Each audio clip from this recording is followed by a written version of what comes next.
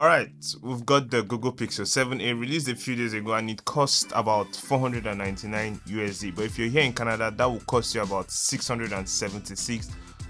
Now, this is after tax. But the good news is that you get to choose either a Pixelboard A series for free or you get $139 off the Pixelboard Pro. Now, this will be running from 10th of May 2023 down to about 21st of May 2023. So, welcome to the unboxing firsthand and my very first impressions of the Google Pixel 7a. I did an earlier video on the Google Pixel 7. If you want to watch that, I'll leave a link in the description and I'll also leave a pop-up. You can watch that right after this video. So don't forget to subscribe to this channel so you'll be the first to watch the full review when that drops.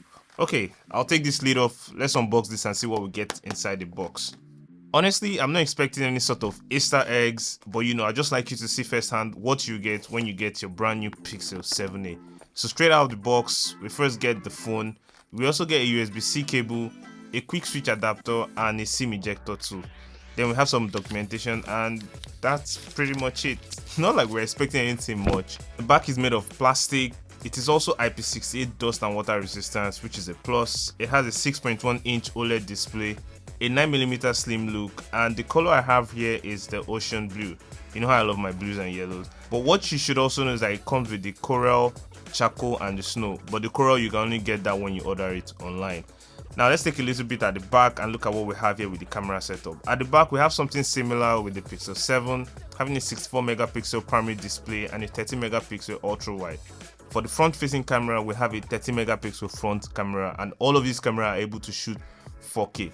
Now, speaking of 4K, you need a battery and a processor to support this, and that's when the Pixel 7a is powered with the Tensor G2 with around 4300 mAh battery. Now, this will take you up to half a day if you're an average user, but Google has claimed to have over 72 hours of battery with extreme battery saver. So here's what I think. The Pixel 7a is dope, no doubt. It looks very nice. The back is nice. Though it's plastic, it doesn't really feel too plasticky and it doesn't bend and it doesn't crack around the edges. It is $100 cheaper than the Pixel 7.